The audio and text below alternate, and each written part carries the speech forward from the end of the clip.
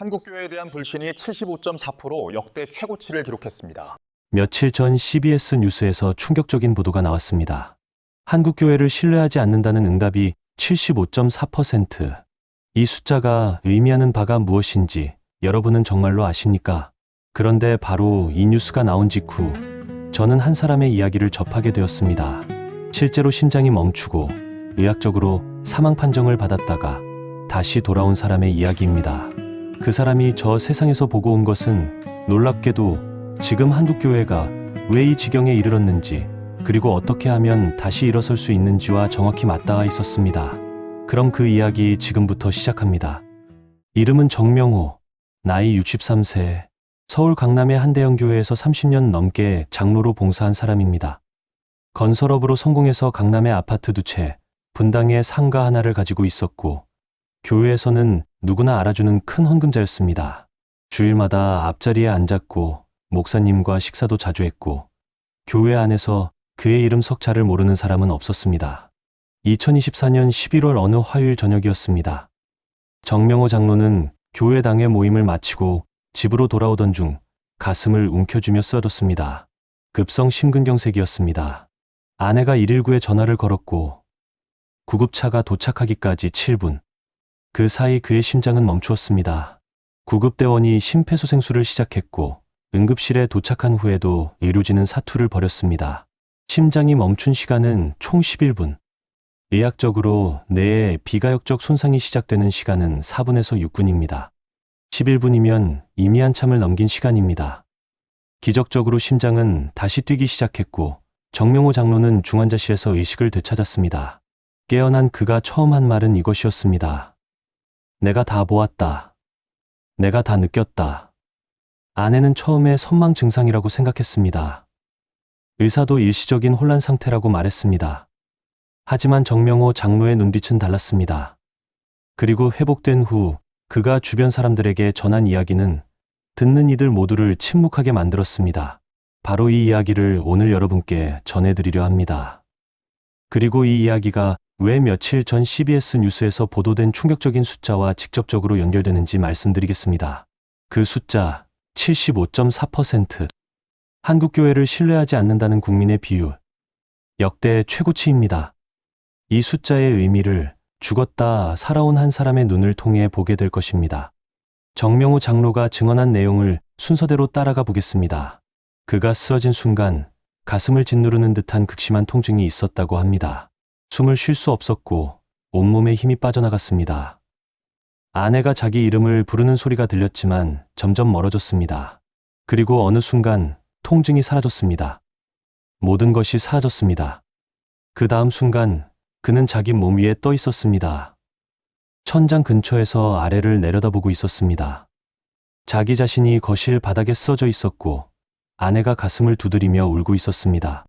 119에 전화하는 아내의 목소리가 들렸습니다. 여보세요. 남편이 갑자기 쓰러졌어요. 숨을 안 쉬어요. 빨리 와주세요. 그 음성이 또렷하게 들렸다고 합니다. 자기가 죽어가고 있는 장면을 자기가 보고 있는데 이상하게도 두렵지 않았다고 합니다.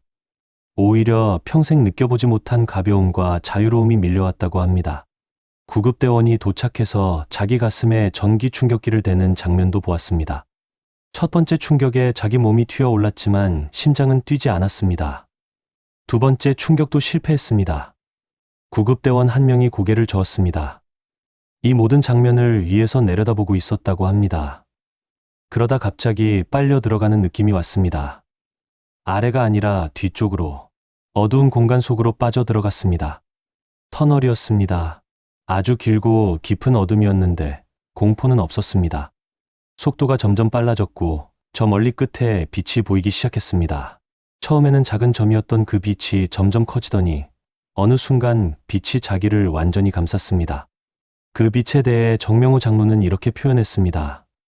세상에 있는 어떤 말로도 설명할 수 없다고, 태양빛과는 전혀 다르다고, 눈이 부신데 눈이 아프지 않다고, 그 빛 자체가 생명이고 그 빛 자체가 사랑이었다고. 평생 교회를 다니면서 하나님의 사랑을 수천 번 들었지만 그것이 진짜 무엇인지 그 순간 처음 알았다고.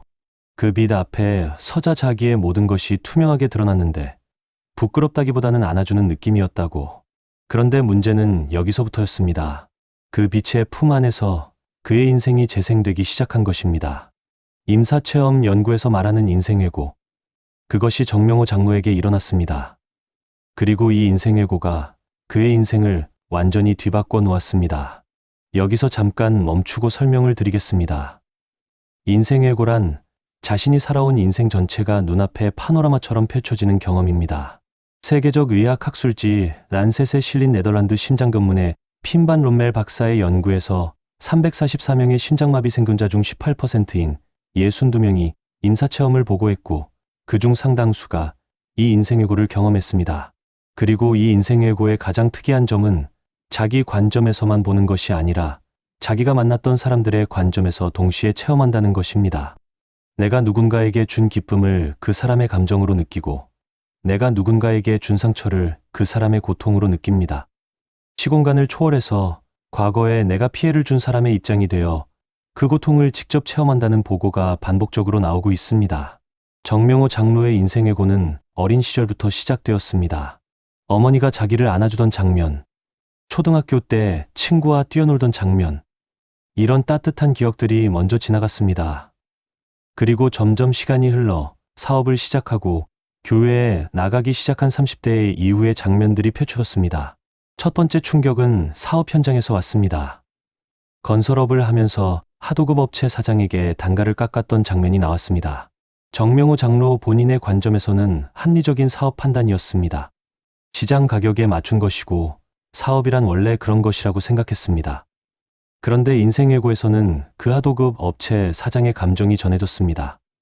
그 사람이 사무실로 돌아가서 직원들에게 급여를 줄여야 한다고 말하는 장면. 그 직원 중 한 명이 집에 가서 아내에게 이번 달 월급이 깎였다고, 아이 학원비를 못 낼 것 같다고 말하는 장면. 그 아내가 부엌에서 혼자 한숨을 쉬는 장면. 이 모든 것이 연쇄적으로 펼쳐졌고 그 한숨의 무게를 정명호 장로가 고스란히 느꼈다고 합니다. 두 번째 충격은 교회에서 왔습니다. 그가 장로로서 당회에 참석하던 장면이 나왔습니다.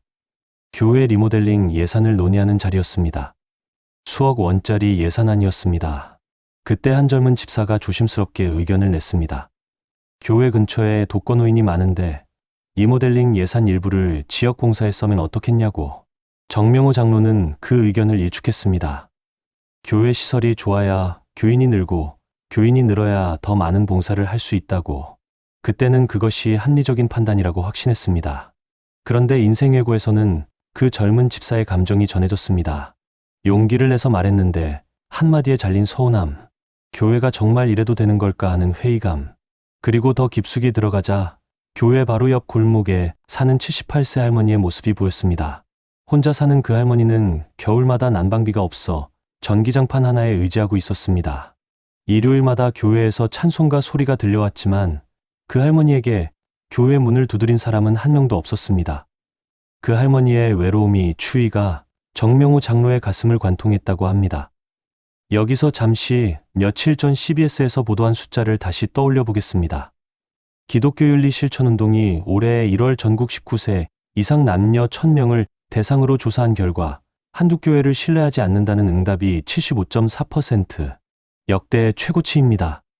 불신의 가장 큰 원인은 공공의 이익보다 교회의 이익을 앞세우는 태도 24.6%, 정치적 발언과 집회에 참여가 21.6%, 윤리와 도덕성 문제가 21.1%, 교회 바로 옆 골목에 사는 할머니의 외로움을 몰랐던 교회, 리모델링에 수억 원을 쓰면서 이웃의 난방비는 신경 쓰지 않았던 교회. 이것이 바로 국민들이 느끼는 한국교회의 모습이 아닙니까? 75.4%의 불신은 하루아침에 만들어진 것이 아닙니다. 수십 년간 쌓여온 교회 옆 골목 할머니의 한숨 같은 것들이 모이고 모여 만들어진 것입니다. 정명호 장로의 인생회고는 계속되었습니다. 세 번째 충격은 가정에서 왔습니다. 아들이 고등학생이었을 때의 장면이 나왔습니다. 아들이 어느 날 저녁 식탁에서 아버지에게 말을 꺼내려 했습니다. 학교에서 친구 문제로 힘들었던 이야기를 하고 싶었던 것 같습니다. 그런데 정명호 장로는 핸드폰으로 교회 단체 카톡방을 보고 있었습니다. 이번 주일 특별헌금에 대한 논의가 한창이었습니다. 아들이 아빠하고 불렀을 때 나중에 하자. 아빠 바쁘다고 했습니다. 아들은 알았어 하고 방으로 들어갔습니다. 인생회고에서 정명호 장로는 방문을 닫고 들어간 아들의 감정을 느꼈습니다. 아버지한테 말하고 싶었는데 또 거절당한 서운함, 나보다 교회가 더 중요한 거구나 하는 쓸쓸함, 그리고 그날 밤 아들이 이불 속에서 혼자 울었다는 것을 알게 되었습니다. 정명호 장로는 그때까지 아들이 그날 밤 울었다는 것을 전혀 몰랐습니다. 30년이 지나도록 몰랐습니다. 이 장면을 체험하는 순간 정명호 장로는 빛 앞에서 무너졌다고 합니다. 자기가 얼마나 많은 것을 놓치며 살아왔는지 처음으로 깨달았다고. 교회에서는 누구보다 열심히였지만 정작 바로 옆에 있는 사람들의 마음은 보지 못했다고.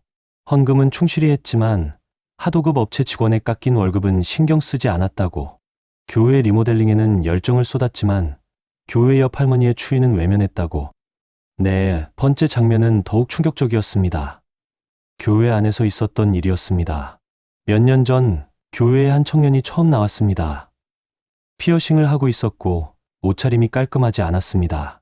예배가 끝난 후 정명호 장로는 그 청년 옆을 지나가면서 옆에 있던 다른 장로에게 소곤거렸습니다.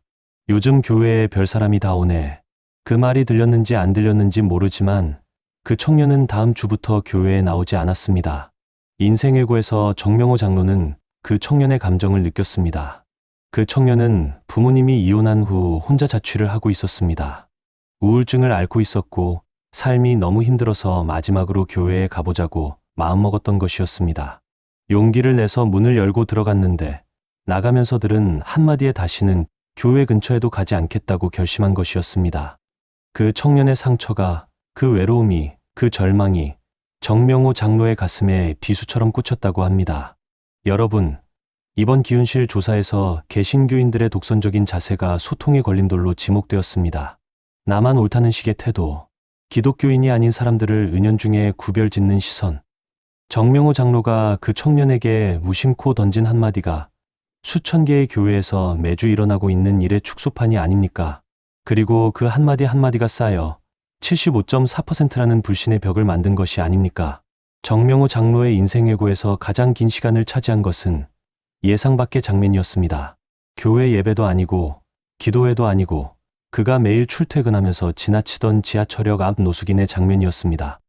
강남역 8번 출구 앞 매일 아침 같은 자리에 앉아있는 노숙인이 있었습니다. 정명호 장로는 30년 넘게 그 앞을 지나갔습니다. 단 한 번도 눈을 마주치지 않았습니다. 단 한 번도 멈추지 않았습니다. 인생회고에서 그 노숙인의 인생이 보였습니다. 원래 소규모 식당을 운영하던 평범한 가장이었습니다. IMF 때 가게가 망했고 빚에 쫓기다 가족과 헤어졌고 결국 거리로 나왔습니다. 처음에는 부끄러워서 사람들 시선을 피했지만 몇 년이 지나자 아무도 자기를 쳐다보지 않는다는 것을 알게 되었습니다. 투명인간이 된 것 같았다고 합니다. 그 투명인간의 외로움을, 추위를, 배고픔을 정명호 장로가 느꼈습니다. 그리고 매일 아침 자기 앞을 지나가면서 고개를 돌리던 수천 명의 사람들 중 한 명이 자기였다는 것을 깨달았습니다. 이 대목에서 정명호 장로가 나중에 이런 말을 했습니다. 교회에서 30년 동안 예수님 말씀을 들었다. 내 이웃을 내 몸과 같이 사랑하라는 말씀을 수백 번 들었다. 그런데 매일 내 앞에 있던 이웃을 30년 동안 보지 못했다. 교회 안에서는 봉사를 하고 헌금을 했지만 교회 밖으로 나오는 순간 그 말씀은 교회 안에 두고 왔다. 나는 주일에만 그리스도인이었고 월요일부터 토요일까지는 그냥 사업가였다. 버지니아 대학교의 브루스 그레이슨 박사가 50년간 수천 건의 임사체험을 분석한 결과 인생회고에서 체험자들이 가장 큰 충격을 받는 순간은 자신이 나쁜 일을 했을 때만이 아니라 선한 일을 할 수 있었는데 하지 않았을 때라고 합니다. 행하지 않은 사랑의 무게가 저 세상에서는 매우 크게 느껴진다는 것입니다. 정명호 장로가 30년간 노숙인 앞을 지나치면서 고개를 돌린 것, 교회 옆 골목 할머니를 몰랐던 것, 피어싱을 한 청년에게 무심코 던진 말. 이 모든 것이 하지 않은 사랑, 주지 않은 따뜻함의 기록이었습니다.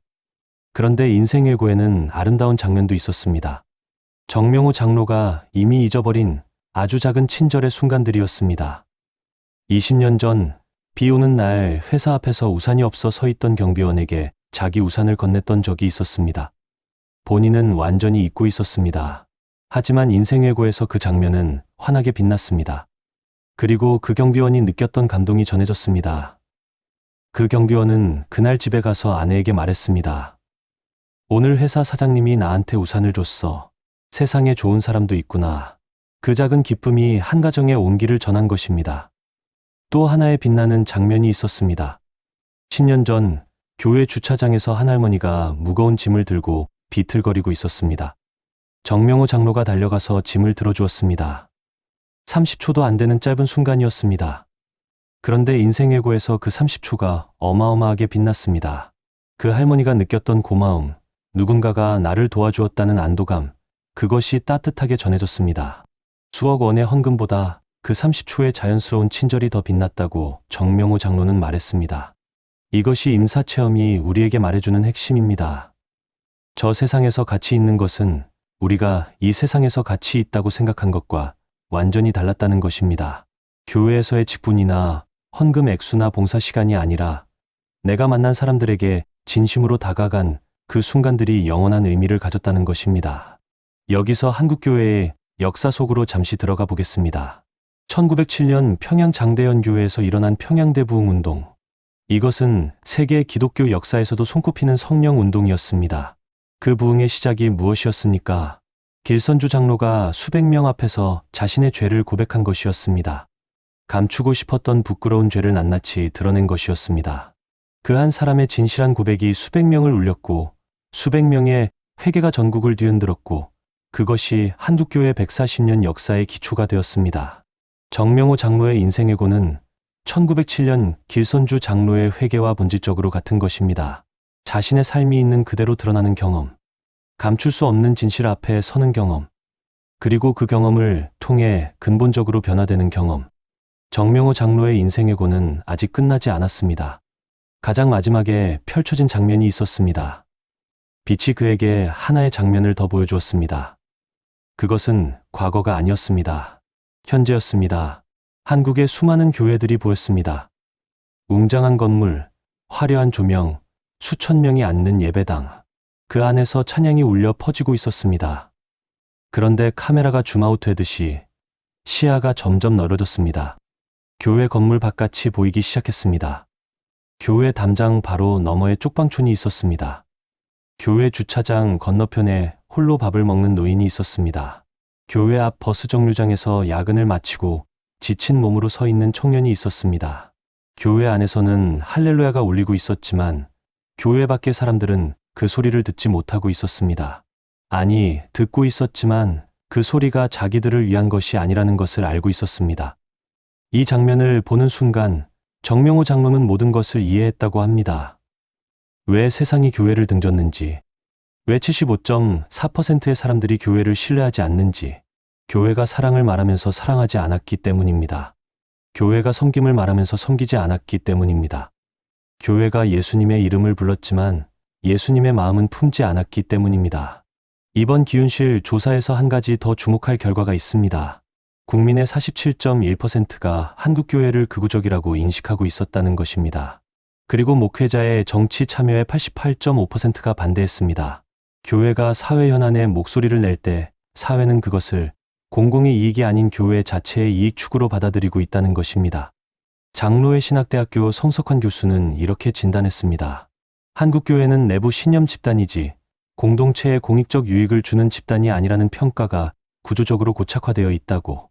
정명호 장로가 비답해서 본 한국교회의 모습이 바로 이 조사 결과와 정확히 일치합니다. 교회 안에서는 찬양이 울리지만 교회 밖 사람들에게는 닿지 않는 소리. 교회가 자기들만의 세계에 갇혀 바로 옆에 아픔을 보지 못하는 현실.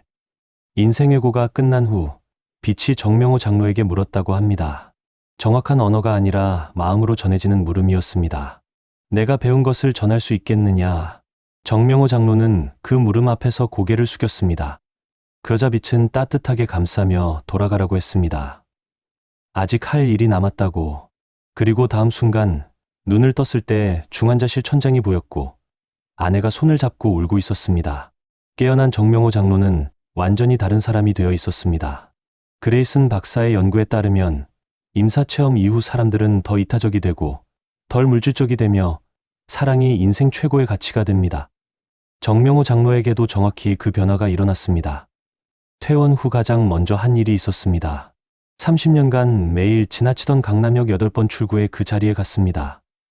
노숙인은 여전히 그 자리에 있었습니다. 정명호 장로는 그 앞에 쪼그리고 앉았습니다.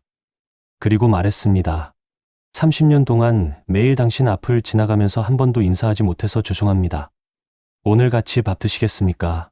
노숙인은 한참 동안 아무 말 없이 정명호 장로를 바라보았다고 합니다. 두 번째로 한 일은 예전에 교회에 왔다가 자기의 한마디에 떠나간 그 청년을 찾은 것이었습니다. 교회 출석부를 뒤져 이름을 찾고 전화번호를 알아내 연락했습니다. 미안하다고, 그때 내 말이 잘못이었다고, 당신을 상처 준 것을 용서해달라고. 전화기 너머로 침묵이 흘렀고 한참 후 그 청년이 울음을 터뜨렸다고 합니다. 세 번째로 교회 옆 골목 독거 할머니를 찾아갔습니다. 자기 교회 바로 옆에 살고 있었는데 30년간 한 번도 찾아간 적 없는 할머니. 밑반찬을 싸들고 가서 문을 두드렸습니다.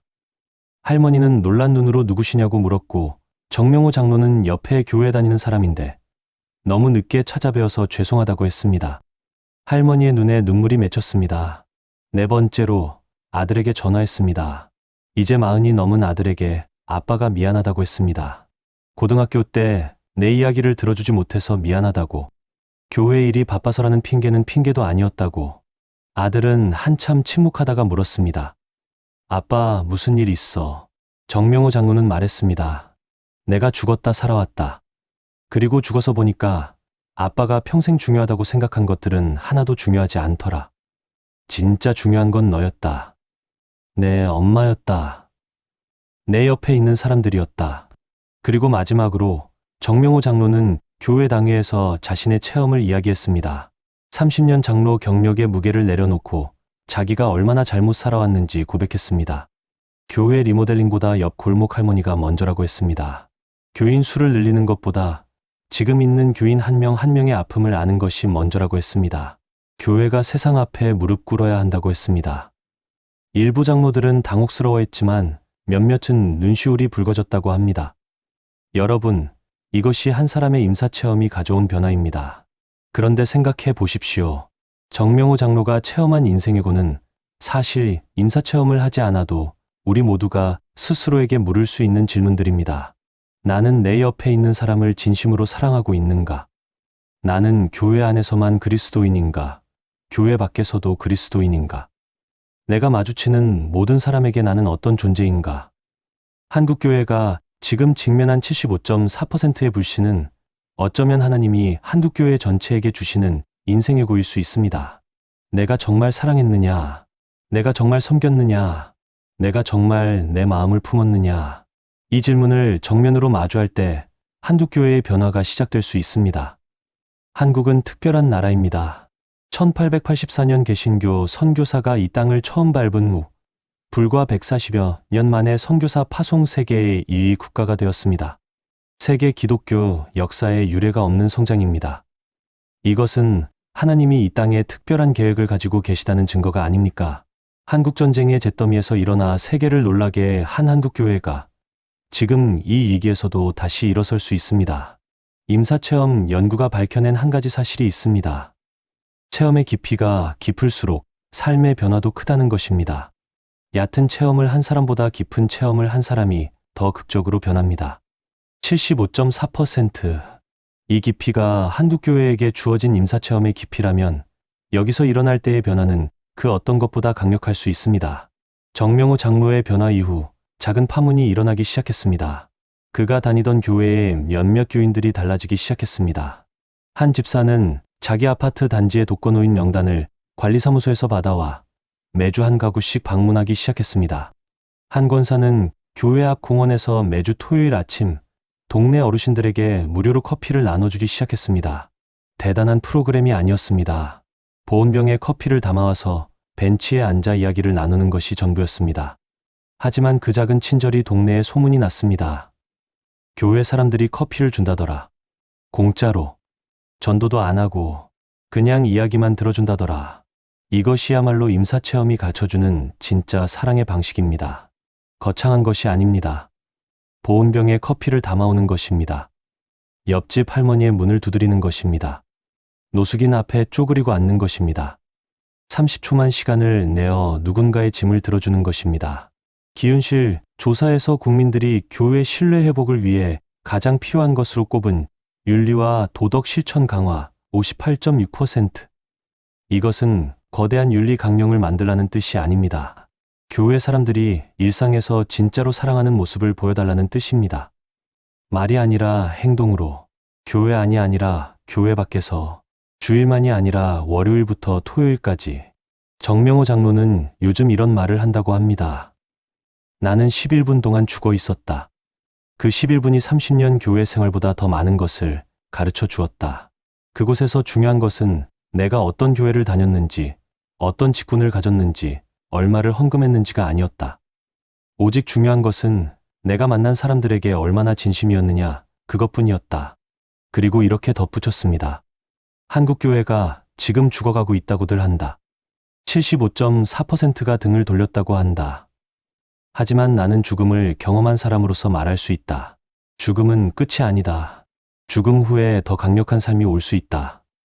한국교회도 이 죽음의 순간을 통과하면 전혀 다른 교회로 다시 태어날 수 있다. 단, 하나의 조건이 있다. 진심으로 변해야 한다. 형식적 반성이 아니라 뼛속까지 변해야 한다.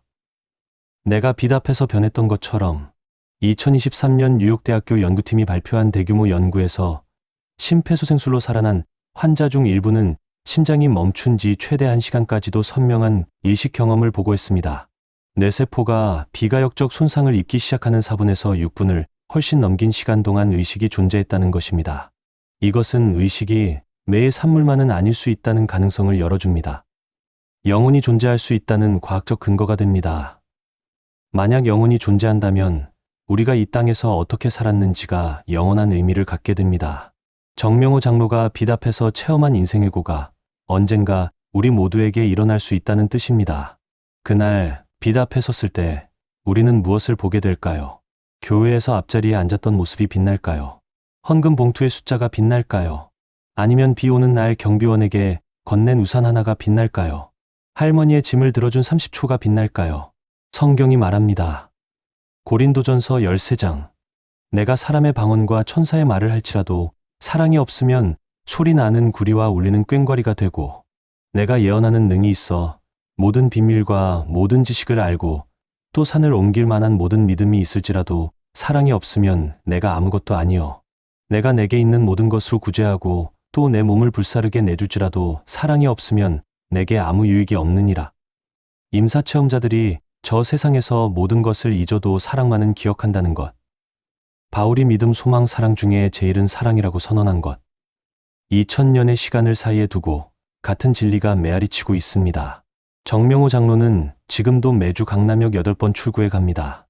노숙인들에게 김밥을 나눠주고 이야기를 듣습니다. 교회 옆 골목 할머니에게는 매주 한 번 밑반찬을 가져다 드립니다. 아들과는 한 달에 한 번 꼭 만나서 밥을 먹습니다. 그리고 교회에서는 더 이상 앞자리에 앉지 않습니다. 맨 뒷줄에 앉아서 예배가 끝나면 가장 먼저 나가서 처음 오는 사람에게 먼저 인사합니다. 반갑습니다. 잘 오셨습니다. 하고. 이것이 대단한 일입니까? 아닙니다. 하지만 이것이 임사체험이 가르쳐준 전부입니다. 작은 사랑, 진심 어린 관심, 내 앞에 있는 한 사람을 한 사람으로 대하는 것. 한국교회의 회복은 거대한 프로젝트에서 시작되는 것이 아닙니다. 정명호 장로처럼 한 사람이 변하는 것에서 시작됩니다. 한 사람이 교회 밖으로 나가서 옆집 할머니의 문을 두드리는 것에서 시작됩니다. 한 사람이 노숙인 앞에 쪼그리고 앉는 것에서 시작됩니다. 한 사람이 처음 온 청년에게 진심으로 반갑다고 말하는 것에서 시작됩니다. 1907년 평양대 부흥도 길선주 장로 한 사람에서 시작되었습니다. 한 사람의 진실한 회개가 민족을 뒤흔들었습니다. 2026년 75.4%의 불신 한가운데서 다시 한 사람에서 시작될 수 있습니다. 그 한 사람이 여러분일 수 있습니다. 여러분, 꼭 심장이 멈추어야만 이것을 깨달을 수 있는 것이 아닙니다. 반논멜 박사가 말했습니다. 임사체험의 가장 중요한 메시지는 살아있는 동안에도 이 진리를 선택할 수 있다는 것이라고. 오늘 이 영상을 보고 계신 이 순간에도 여러분은 선택할 수 있습니다. 내일부터 달라질 수 있습니다. 아파트 경비원에게 먼저 인사하십시오. 식당에서 종업원에게 고맙다고 말씀하십시오. 교회에서 처음 보는 얼굴을 만나면 진심으로 반가워해 주십시오. 교회 밖의 사람들을 전도의 대상이 아니라 먼저 한 인간으로 만나 주십시오. 이것들이 쌓이면 75.4%는 반드시 변합니다. 세상은 교회의 말을 듣지 않습니다. 세상은 교회의 삶을 봅니다. 정명우 장로가 마지막으로 한 말을 전하며 이 영상을 마치겠습니다. 11분 동안 죽어 있으면서 내가 배운 것은 딱 하나다. 사랑은 말이 아니라 행동이다. 한국교회가 사랑한다고 말만 하지 말고 진짜로 사랑하면 된다. 교회 건물 밖으로 나가서 세상의 아픔 한가운데로 걸어 들어가면 된다. 그러면 세상이 알아본다. 저 사람들은 진짜라고. 저 사람들은 정말 예수님을 닮았다고. 그것이 전부다. 그것만 하면 된다. 75.4%. 이 숫자가 한국교회의 끝이 아닙니다. 이 숫자가 한국교회의 새로운 시작이 될 수 있습니다. 죽음은 끝이 아닙니다. 임사체험이 그것을 증명합니다. 가장 깊은 어둠 뒤에 가장 강렬한 빛이 옵니다. 한국교회의 가장 깊은 위기 뒤에 한국교회 역사상 가장 아름다운 부흥이 올 수 있습니다. 그 부흥은 교인 수의 폭발이 아닐 것입니다. 건물의 확장이 아닐 것입니다. 그것은 사랑의 부흥일 것입니다. 한 사람 한 사람이 진짜로 변하는 부흥일 것입니다. 교회가 다시 세상의 소금이 되고 빛이 되는 부흥일 것입니다. 정명호 장로처럼 한 사람이 먼저 변하고 그 한 사람이 옆 사람을 변화시키고 그 파문이 퍼져나가는 부흥일 것입니다. 사랑하십시오. 지금 당장 사랑하십시오. 죽어서야 깨닫지 마시고 살아서 사랑하십시오. 그것이 임사체험이 우리에게 전하는 유일한 메시지이고 그것이 예수 그리스도가 우리에게 명하신 유일한 계명입니다. 한국교회의 심장이 다시 뛰기 시작할 것입니다. 끝까지 시청해 주셔서 감사합니다.